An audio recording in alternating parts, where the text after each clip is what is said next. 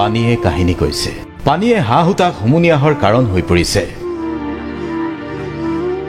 কিমান যন্ত্ৰণাত দগ্ধ হৈ এজন মানুহে এনেকৈ হুগুকাই কান্দি দিব পাৰে? কিমান যন্ত্ৰণাত মানুহে এনেকৈ চিঞৰি উঠিব পাৰে? এইখন চৰকাৰ আৰু আমাক নালাগে। এনেকুৱা চৰকাৰ আমাক নালাগে, মোক নালাগে বিশেষকৈ। পানীৰ সৈতে জড়িত জীৱন মৰণৰ সাধু এয়াই।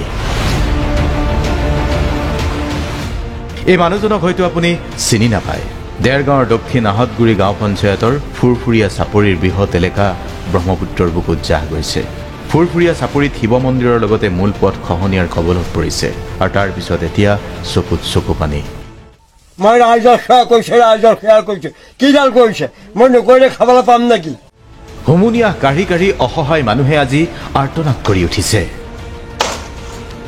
আৰ্তনাদ আপুনি দেখিছে, এয়া মন্দিৰ পৰিচালকে কৈছে, আমি এতিয়া অসহায়। ৰজাৰ পাপৰ ফল ভুগিবলগীয়া হৈছে প্ৰজাই। আমাতকে বেছি পাপী ৰজা। ৰজা পাপী হলে প্ৰজাৰ দুখ হয়। পানীয়ে এতিয়া শুব নিদিয়ে এওঁলোকক। পানীয়ে নৈৰ গৰাত খুন্দা মাৰে। পানীয়ে এতিয়া বুকুটো খুন্দিয়ায়। শোকে খুন্দা মাৰি ধৰা বুকুলৈ কিদৰে শুব পাৰে এওঁলোকে? মই হিমন্তক পাব লাগিছিলে মুখামুখিতে, কৰোহেঁতেন দুভাটিমান। পানীয়ে কাহিনী লিখিছে দেৰগাঁৱত। আচলতে ব্ৰহ্মপুত্ৰৰ খহনীয়াই লিখা যন্ত্ৰণাৰ কাহিনী এয়া। মাত্ৰ কিছুদিন পূৰ্বেই এওঁলোকৰ ঠিকনা সলনি হৈছিল। মাজুলীৰ জিলাৰ পৰা এওঁলোকৰ পৰিচয় হৈছিল গোলাঘাটৰ বাসিন্দা বুলি। এতিয়া মাজুলীৰ বিধায়কেও চিনি নাপায় এওঁলোকক, গোলাঘাটৰ বিধায়িকাও চিনি নাপায় এওঁলোকক।